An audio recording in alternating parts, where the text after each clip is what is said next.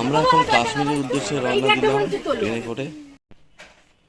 এই হলো আমাদের ট্রেন থেকে কিনে খাওয়া খাবার। মানে আমি সকলকে অনুরোধ করব কেউ দয়া করে কিনে খেও না, মানে এতটাই বাজে খেতে। দেখতে পাচ্ছ ভাত রয়েছে, তার সাথে দিয়েছে একটা আমের আচার। আমের আচারটা খুব ভালো ছিল, আর যে দুখানা করে ডিম দিচ্ছে, কিন্তু ডিমের তরকারিটা অতীব জঘন্য। ডাল তো মানে জাস্ট সেদ্ধ করে দিয়ে দিয়েছে, কোনো ফোড়ন নেই। আর যে শনপাপড়িটা দেখতে পাচ্ছ মানে পুরো শক্ত, ছুঁড়ে মারলে কারোর মাথা ফেটে যাবে। আর আলুর তরকারিটাতে নুন ঝাল কিছুই নেই। বাধ্য হয়ে যে থাক্কার ডেয়ারির যে দইয়ের প্যাকেটটা দেখছো, এটা 25 টাকা দিয়ে আমি কিনে খেয়েছি। আর এই যে খাবারটার দাম 180 টাকা।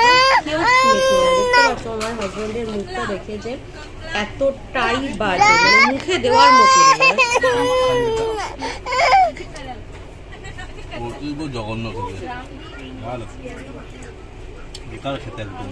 ডালটা কেমন খেতে? এই হলো 180 টাকা খাবার। ভাত, আলু তরকারি, ডাল আর ডিম আর একটা শনপাপড়ি।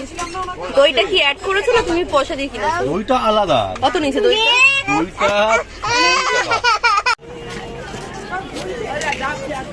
দইটা